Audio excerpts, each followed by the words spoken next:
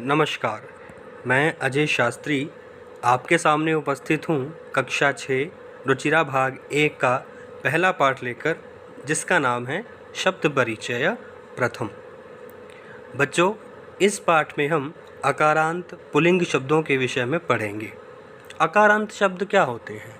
जिन शब्दों के अंत में अ आता हो उसे अकारांत शब्द कहते हैं, जैसे रामः, बालकः, शिक्षकः, चषकः, शौचिकः। बच्चों, आपने ध्यान दिया होगा इन सब शब्दों के लास्ट में अ आया है, इसलिए ये अकारांत पुल्लिंग शब्द हैं।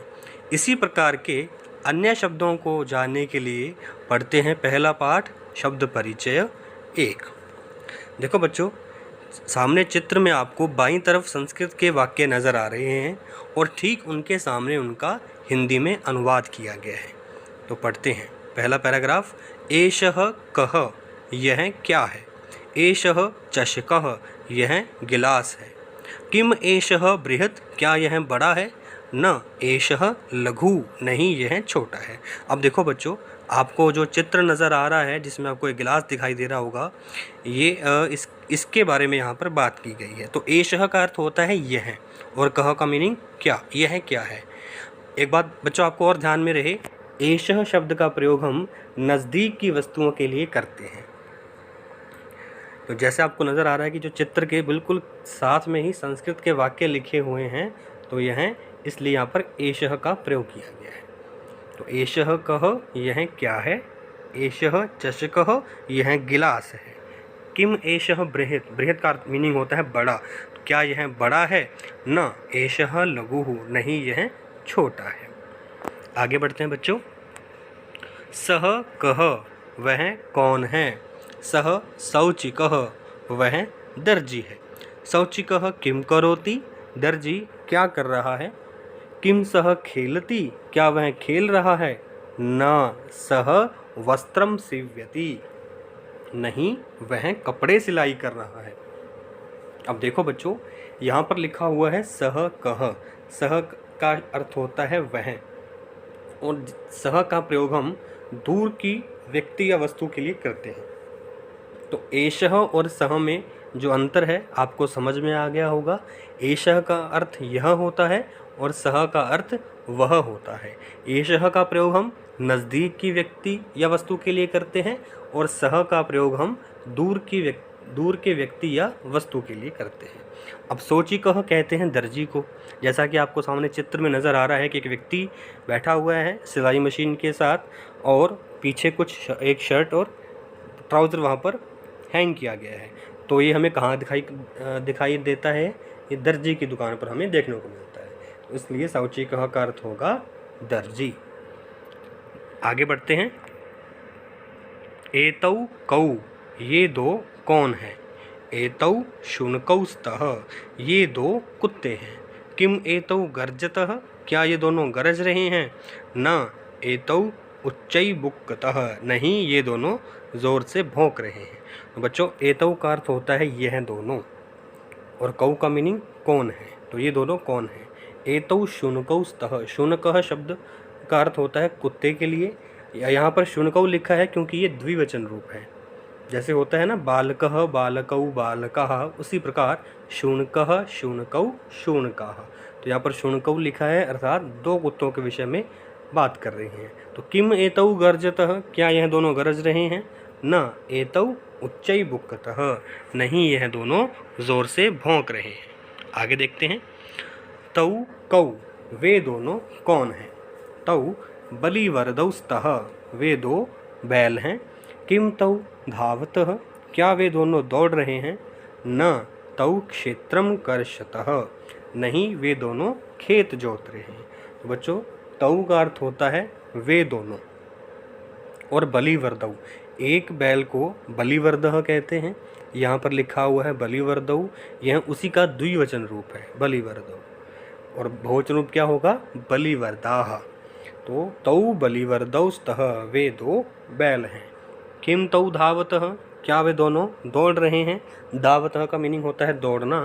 न एतौ क्षेत्रम कर्षतः, बच्चों क्षेत्रम कहते हैं खेत को और कर्षतः का अर्थ होता है जोतना या कृषि करना। नहीं, वे दोनों खेत जोत रहे हैं। आगे बढ़ते हैं। एते के, ये सब क्या है? एते स्यूताः सन्ति, ये सब थैले हैं। किम एते हरितवर्णाः, क्या ये हरे रंग के हैं? नहीं, एते नीलवर्णाः सन्ति, नहीं यह नीले रंग के हैं। अब देखो बच्चों, यहाँ पर लिखा हुआ है एते। एते शब्द का अर्थ होता है यह सब, और के का अर्थ होगा क्या है। ये सब क्या है? आपको यहाँ पर नज़र आ रहा होगा 4 स्कूल बैग्स हैं, 4 थैले हैं, और स्कूल बैग को संस्कृत में स्यूताः कहते हैं। अगर एक थैला होता तो स्यूतः, 2 स्यूतौ, और 2 से ज़्यादा हैं, बहुवचन रूप होगा तो लिखेंगे स्यूताः। इसलिए यहाँ पर लिखा हुआ है एते स्यूताः सन्ति, ये सब थैले हैं।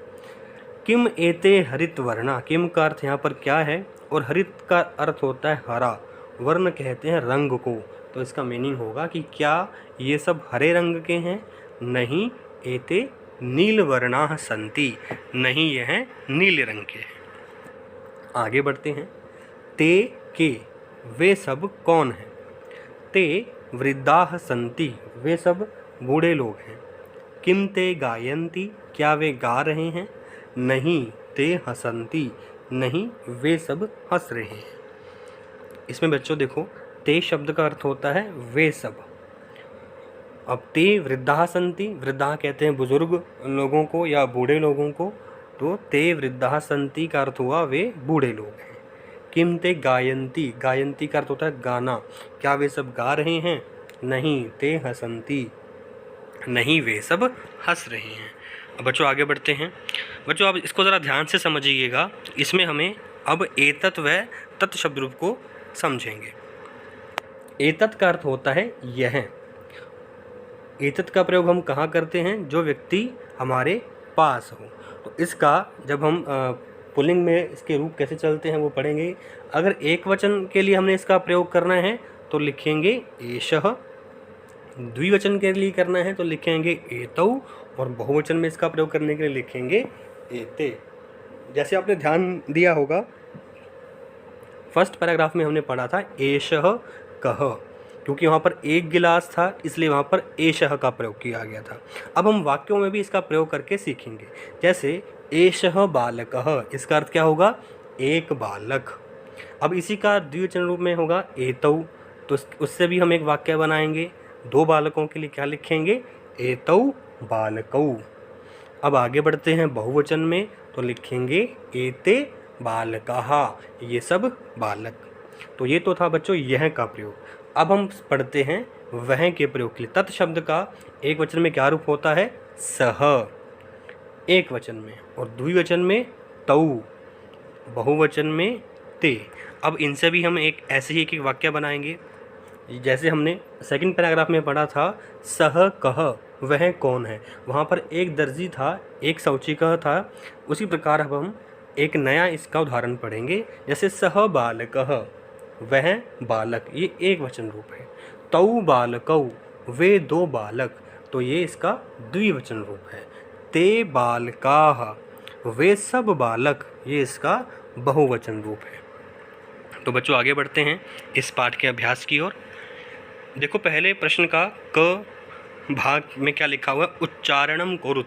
अब हमें कुछ शब्द दिए गए हैं, हमने उनका उच्चारण करना है और उनका क्या अर्थ है ये भी जानेंगे। छात्रः माने स्टूडेंट, शिक्षकः अध्यापक, मयूरः मोर, शुकः तोते को कहते हैं, बालकः बच्चे को कहते हैं, गजः हाथी को कहते हैं, मकरः मगरमच्छ को कहते हैं, बिडालः बिल्ली को कहते हैं, मूषकः चूहे को, चालकः ड्राइवर को, घटः ये घड़े को कहते हैं, दीपकः दीपक को, अश्वः घोड़े को कहते हैं, चंद्रः चांद को, और गायकः गायक को कहते हैं।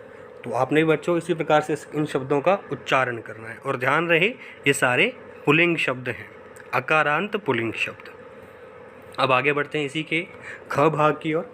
चित्राणि दृष्ट्वा पदानि उच्चार्यत। अब देखो बच्चों, आपको चित्रों के साथ साथ उनको संस्कृत में क्या कहते हैं वो भी लिखा हुआ है, तो हमने इनका भी उच्चारण करना है। जैसे किसान को संस्कृत में क्या कहते हैं? कृषकः।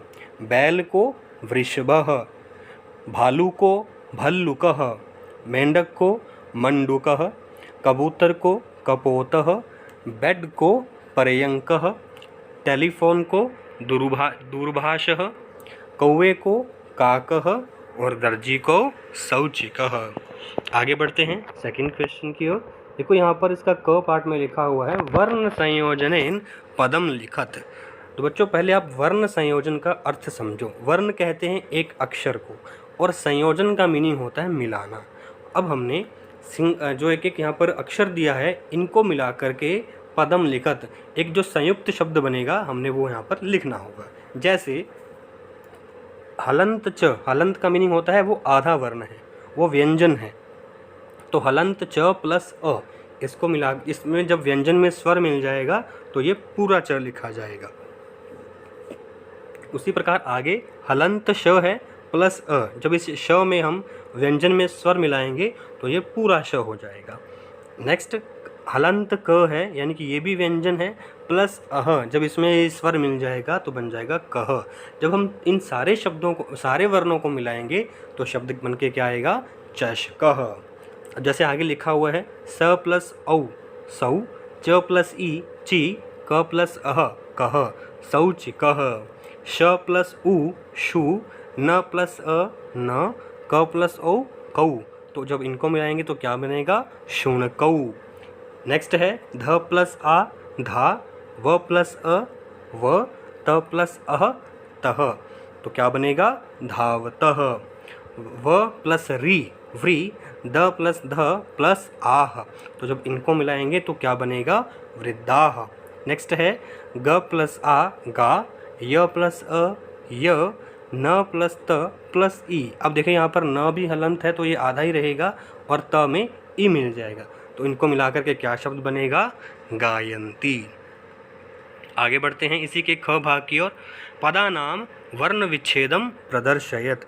अब देखो बच्चों, क वाले भाग में हमने वर्णों को संयोजन किया था, यानी कि उनको मिलाया था। अब यहाँ पर लिखा हुआ है वर्ण विच्छेद।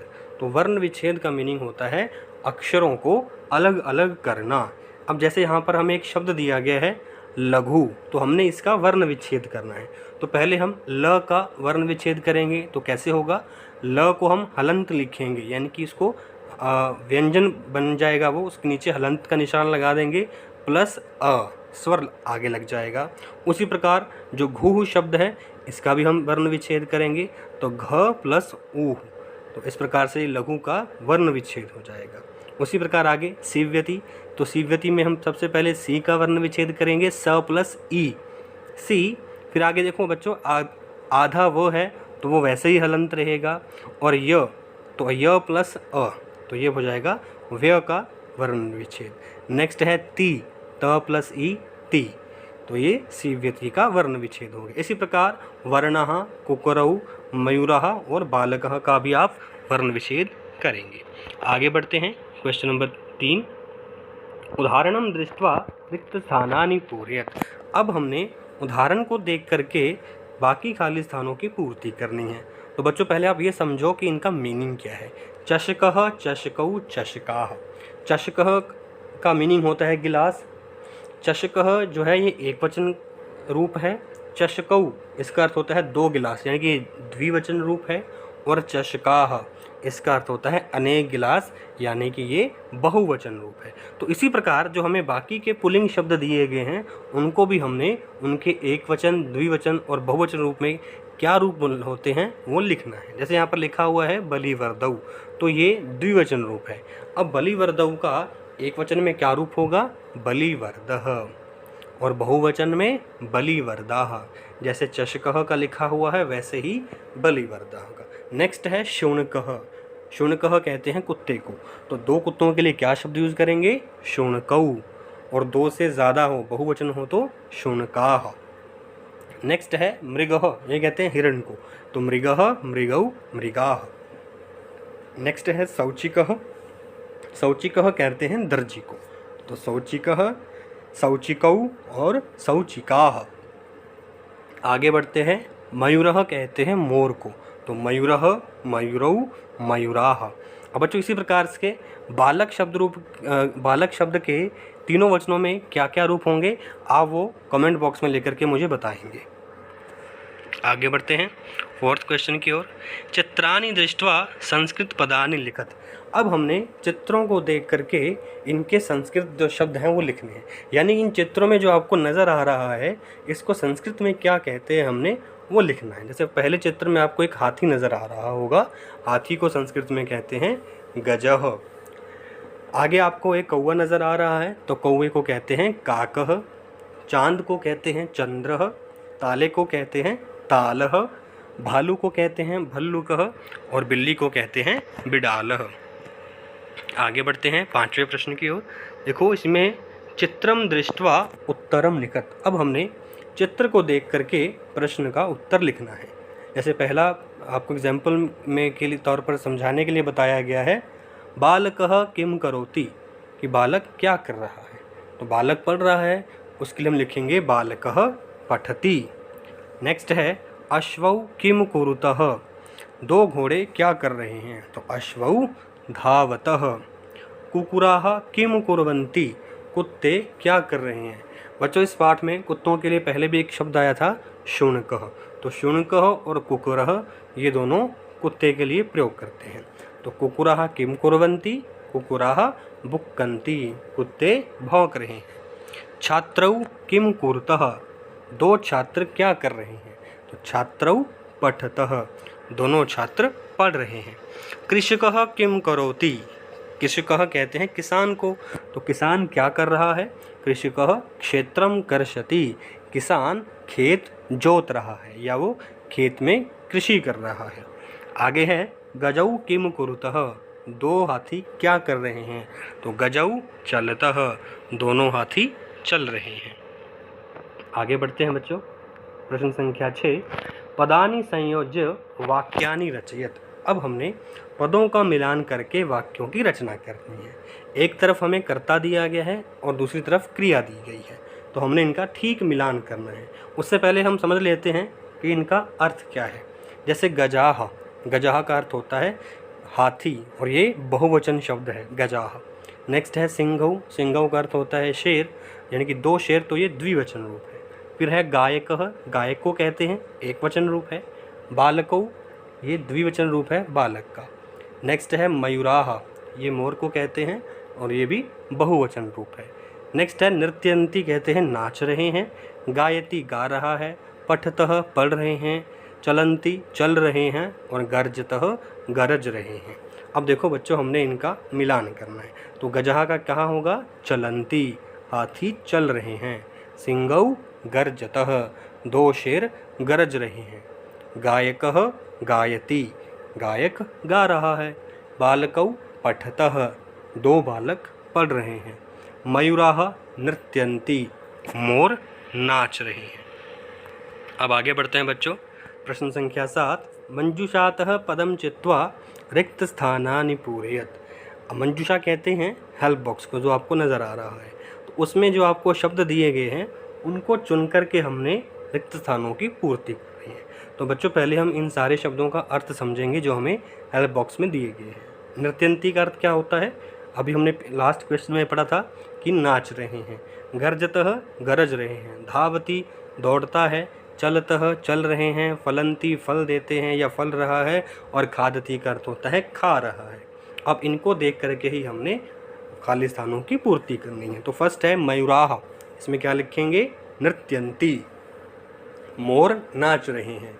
गजौ चलतः, दो हाथी चल रहे हैं। वृक्षाः फलन्ति, वृक्ष फलते हैं। सिंघौ गर्जतः, दो शेर गरज रहे हैं। वानरः खादति, बंदर खा रहा है। और अश्वः धावति, घोड़ा दौड़ रहा है। आगे बढ़ते हैं बच्चों, प्रश्न संख्या 8, सह तौ ते इत्येतेभ्य उचितम सर्वनाम पदम चित्वा रिक्त स्थानानि पूरयेत। अब देखो बच्चों हमें यहाँ पर 3 सर्वनाम शब्द दिए गए हैं, सह तौ ते। इनका उचित प्रयोग करके हमने खाली स्थानों की पूर्ति करनी है या वाक्य निर्माण करना है। अब देखो बच्चों, जो सह शब्द है ये एक वचन रूप है, तौ शब्द ये द्विवचन रूप है और ते बहुवचन रूप है। अब हमने सिर्फ कर्ता को देख करके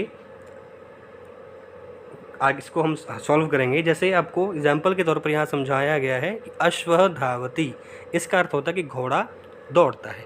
तो अश्व जो शब्द है वो एक वचन शब्द है, तो हम यहाँ पर कौन सा सर्वनाम लगाएंगे? सह, सह धावती। उसी प्रकार अब देखो पहला है गजाह चलंती, इसका मीनिंग होता है कि हाथी चल रहे हैं। अब गजाह जो शब्द है वो बहुवचन रूप है, तो सह ताऊ ते में बहुवचन कौन सा है? ते, यहाँ लगाएंगे ते चलंती। नेक्स्ट है छात्रौ पठतः, छात्रौ का मीनिंग होता है दो छात्र, यानी कि ये द्विवचन रूप है कि दो छात्र पढ़ रहे हैं, तो इसमें कौन सा सर्वनाम शब्द लगाएंगे? तौ पठतः। नेक्स्ट है वानराः क्रीडन्ति, बंदर खेल रहे हैं। वानरा जो शब्द है ये बहुवचन रूप है, तो यहाँ पर लिखेंगे ते क्रीडन्ति। नेक्स्ट है गायकः गायति, गायक गा रहा है। क्योंकि ये एक वचन रूप है इसलिए यहाँ पर लिखेंगे सह गायति। नेक्स्ट है मयूराः नृत्यन्ति, मोर नाच रहे हैं। मयूरा शब्द भी बहुवचन है, तो यहाँ पर लिखेंगे ते नृत्यन्ति। तो बच्चों इस प्रकार हमने पहला पाठ शब्द परिचय प्रथम, जिसमें हमने अकारांत पुल्लिंग शब्दों के विषय में पढ़ा। इस पाठ को लेकर के आपका कोई प्रश्न हो तो कमेंट बॉक्स में ज़रूर लिखिएगा, और आगे की वीडियोस की नोटिफिकेशन प्राप्त करने के लिए इस चैनल को आप सब्सक्राइब ज़रूर कीजिएगा। धन्यवाद।